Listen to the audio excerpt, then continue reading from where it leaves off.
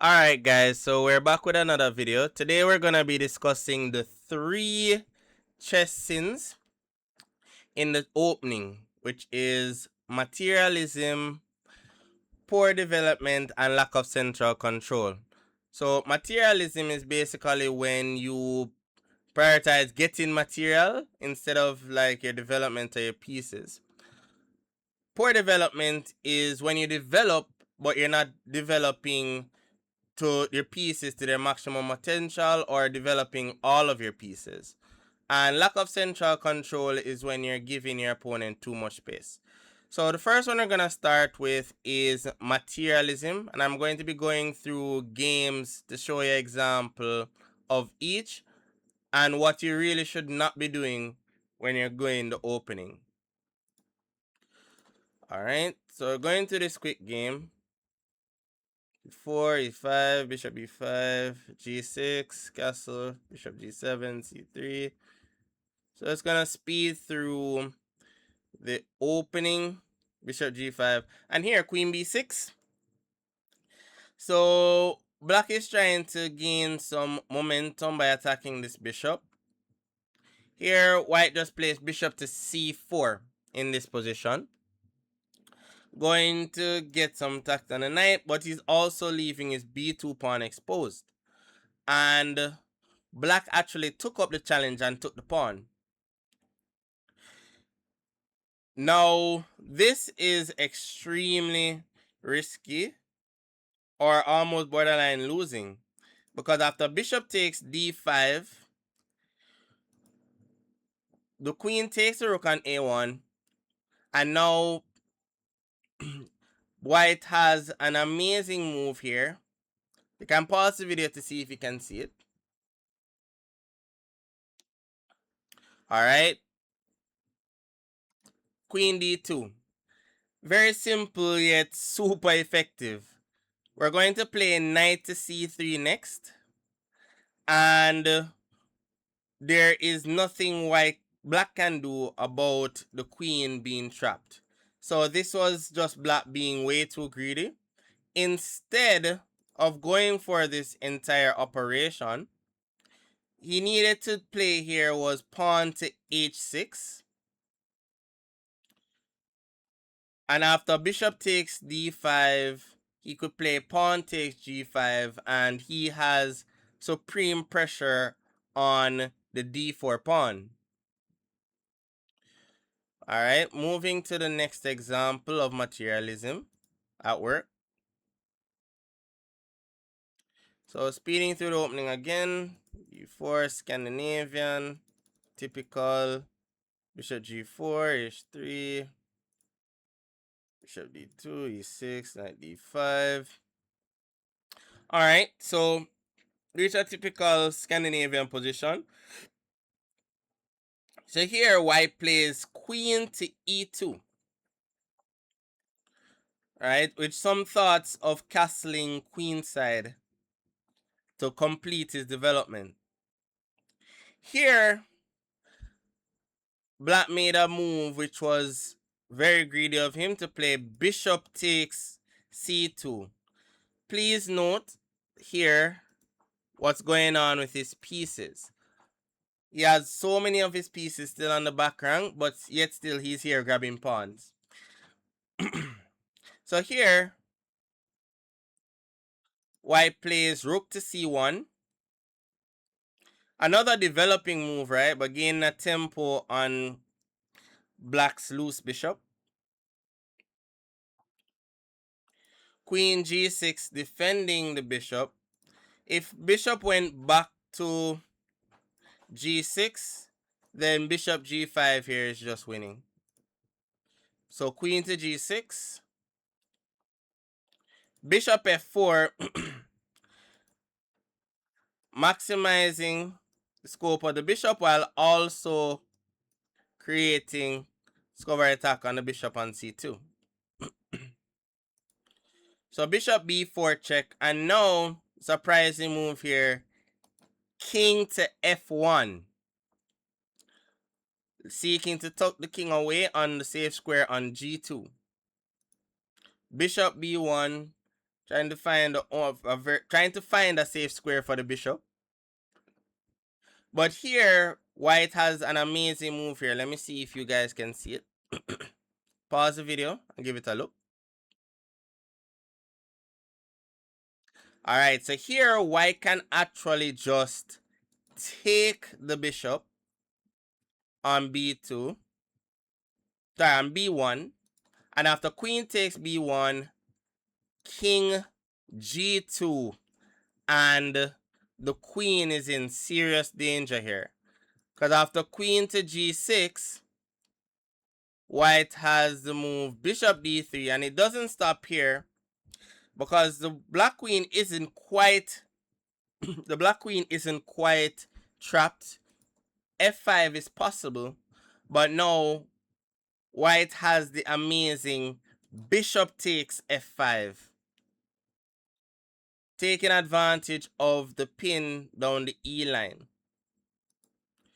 Queen to f6, bishop g5, more pressure, queen f7, bishop takes e6, queen c7, bishop b3, more exposure to the naked black king.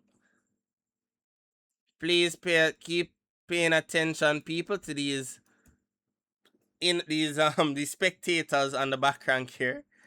King f8, knight e5, some more pressure down the weak f7 square, knight d7, queen f3 check, knight f6, bishop takes, pawn takes, queen takes, and seeing the inevitable huge material loss, black resigned in this game.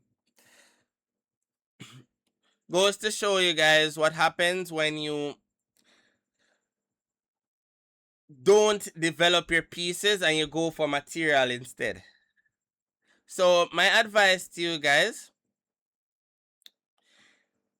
is to make sure that to avoid materialism, prioritize dynamic play and piece development over trying to get material. All right, so the next sin is poor development. As I said to you before, you can develop your pieces, but if you don't develop optimally, then you can get into trouble. Let's show an example of this. So e4, skipping through, pawn of bottom, knight f3, bishop b4, takes, queen b3, knight c6, bishop d3, bishop e7, castle, and now knight b4. Here, black should have instead just castled and tried to complete his development. Here, he made an attack on a bishop that this knight will eventually have to move after bishop to e4. Now, black made another mistake in this position, which is to grab material while he's still underdeveloped.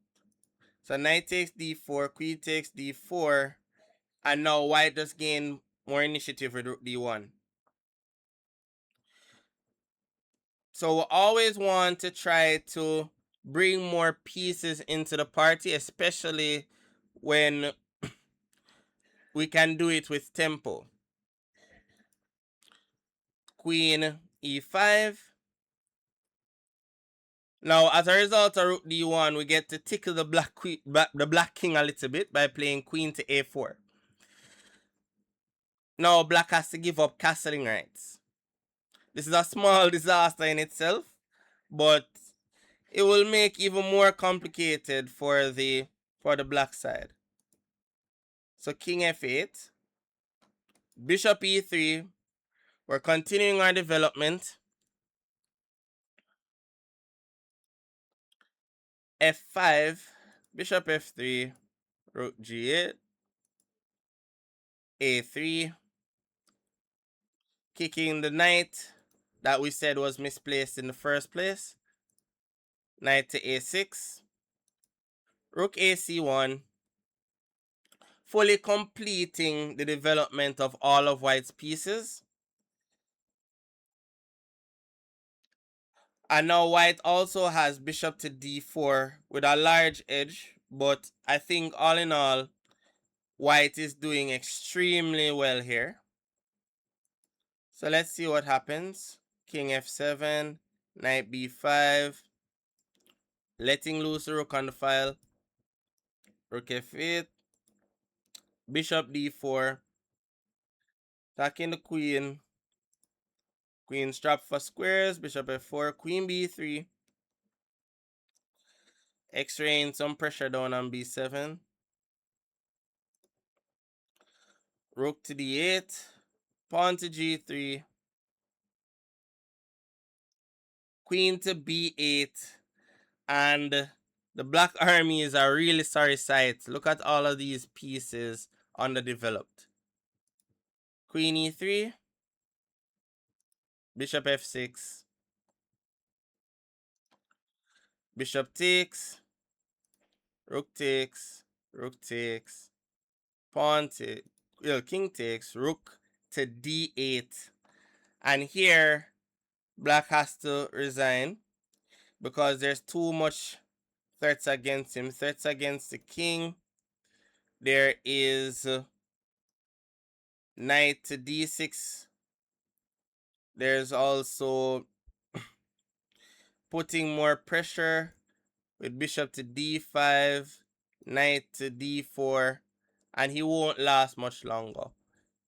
Here, a move might have been queen here, e5, but unfortunately we have rook f8 here, and he will lose this queen. Alright, let's look at another example of poor development. Alright, here again, e4, we have the French defense, e2, takes, bishop b5, check, c6, bishop a4, bishop c2, and c5 in this position. Now, I can't stress this enough, guys. It's very important in chess to develop. You kind of have to have a sense that if you don't bring out your pieces quickly, your opponent is gonna bring them out, and the more pieces he has out, the more he can do with them than you can. Alright, so here, knight f3, that's a calm, simple developing move. Pawn to c4, still neglecting his development. Queen to e2, eyeing some pressure down the e line. Knight d7, castle, knight gf6, knight eg5, looking to put some pressure on these 2 points. Bishop takes f3 from black, queen takes f3, and now h6, which is kind of probably a naive move from black. Here, black needed to play bishop e7 and just continue his development. As we said, development is very important. Now, he opens the way for white to make a spectacular move in this position. You can pause the video to see if you can see it.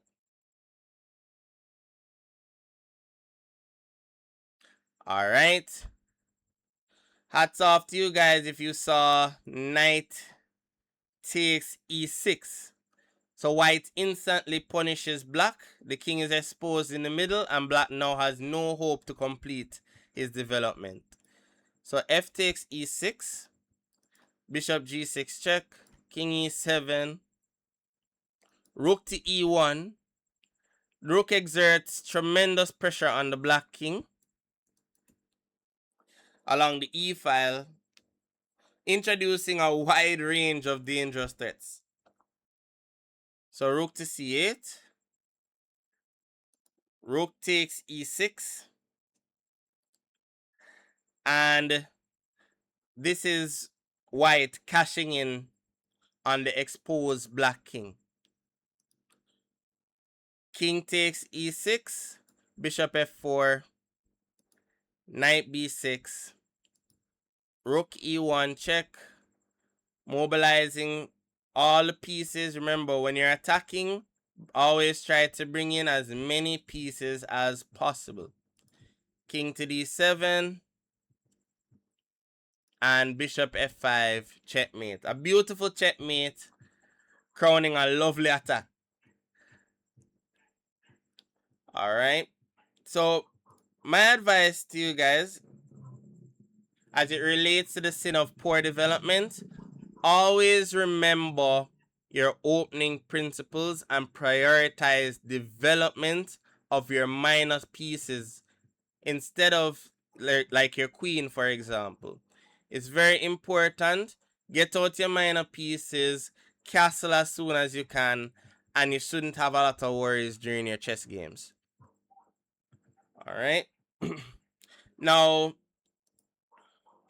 the next sin we're talking about now is the lack of central control. Now, as I said before, the lack of central control is when you give your opponent too much space. If you give your opponent too much space, your own pieces won't have good squares to go to. And the less good squares your pieces have to go to is the less good moves you're going to be able to find. And it's going to leave you susceptible to blunders. All right, so let's look at the first example of a lack of central control. So e4, e5. Let's go into the opening quickly. Knight c6, castle, knight f6, rook e1, should takes, and d4 here. Now here in this position, black castled and allowed white to take over the game from this point onwards. The best move for black here was actually to play pawn to d6, trying to maintain white from getting too much central space. And we're going to see why that was important to play d6 at that moment. After castles, white can now play pawn to d5. The instinctive reaction is to gain space, obviously, especially when it can be done with a tempo. Queen a6, and now pawn to d6. Now, this is an excellent move, and it's based off of a small tactic. So, if we play queen takes d6 here, white can just play queen takes, and after bishop takes, boom, e5, and we fork the bishop and knight, and black will have to resign. Always be aware, guys, of your ability to use tactics to support your strategic ideas. So as a result of this, black is going to have to play bishop to d8. And now, here, white played bishop to g5. It would have been tricky to play pawn to e5 here in this position because of knight to e8. Let's say bishop g5 and then pawn to f6. And if this pawn goes, then this pawn will go. So we're going to suffer from something that's called overextension. It's good to gain more space, but you have to be careful about overextension because it can then be a liability to you more than a strength. So here, white play bishop g5, pawn to h6, bishop h4, and now black played pawn to g5. Now, I'm going to pose a question to you, my great viewers.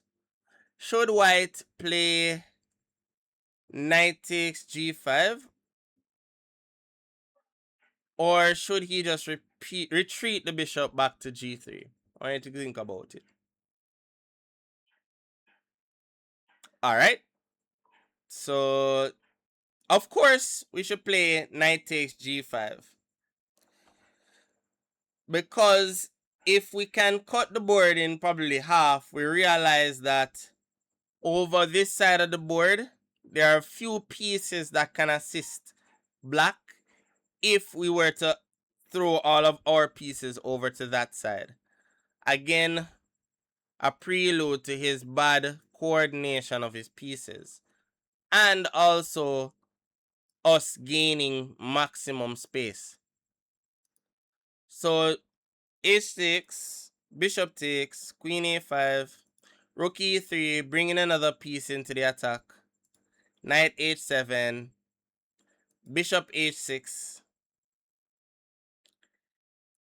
king h8, rook g3, bishop h4, and here there's a nice tactic to finish the game. You guys can pause the video to see if you can spot it.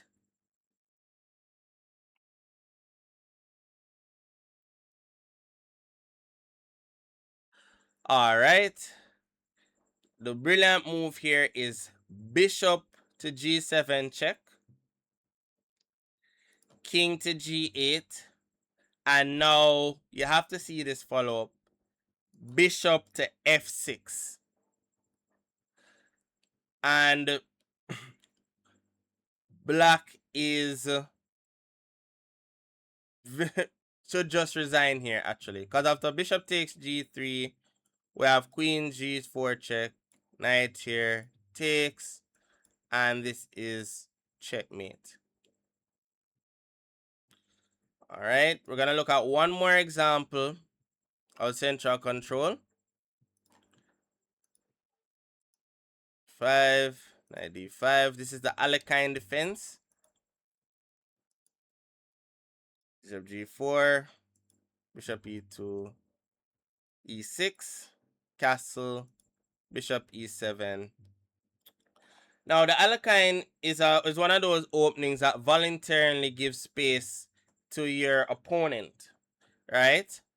In the hopes that you can break it down later.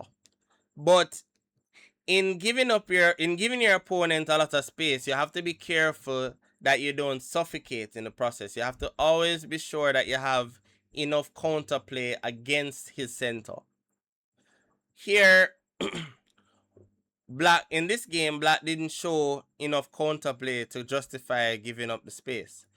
So here after c4, knight b6, knight c3, just continuing development, castle, bishop e3, pawn to d5 by black, pawn to c5 from white, bishop takes f3, and here pawn takes f3 was played just to prevent the knight from going to c4, as we would just take it off the board.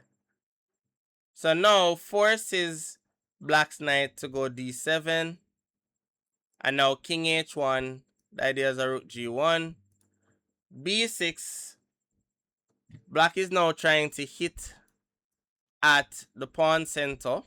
Sorry, not the pawn center, but the advancement on the queen side, or the space gain on the queen side.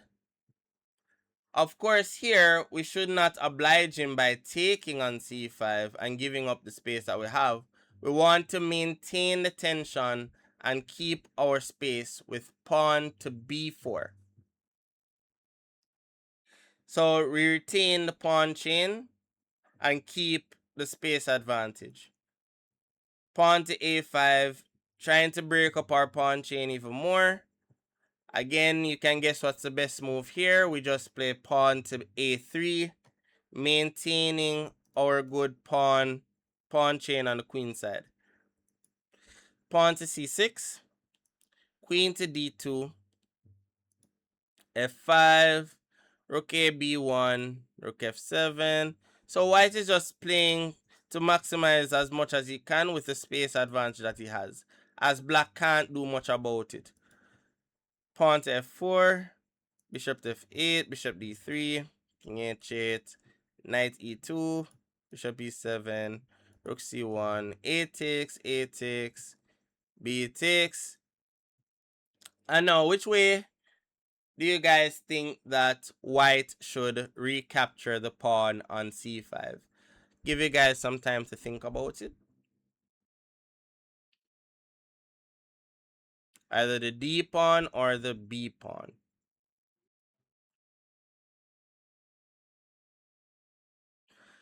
All right. Hats off to you guys if you found d takes c5, which not only maintains the pawn structure but also gives us the opportunity to improve one of our pieces, namely the knight on e2, by vacating the d4 square where it can attack weaknesses in black's position. Queen c8, knight d4 to the good square, knight f8, and please watch what happens to black's pieces here. His pieces are extremely restricted just because of the fact that we have so much space controlling so many squares in our opponent's half of the board. Rook a1, rook takes a1, rook takes a1, bishop d8, queen e2, g5. Black getting a little desperate here, but we just take f4, queen h5, nice move from white, counter punching, king g8, pawn to g6, opening up the lines. And guys, another thing that I want to mention is tactics come from good positions. If you place your pieces on their optimum squares, if you gain a lot of space, if you restrict your opponent's piece mobility, then the possibility for tactics will always be present. So h takes g6, bishop takes g6, rook g7, rook g1, knight takes g6, rook takes g6, white is crashing down, queen a6, rook takes g7, and here black has resigned due to king takes g7, knight takes e6, and mate is going to follow quite shortly. Okay, so my advice towards the sin of lack of central control is that you should try to gain space whenever you can, and don't let your opponent control too much space. That's the best advice against the sin of lack of central control. Alright guys, if you like the video, please drop a like on the video. Also, please tell me which sin you're guilty of a lot of times in the comment section below. Stay tuned for the next set of videos.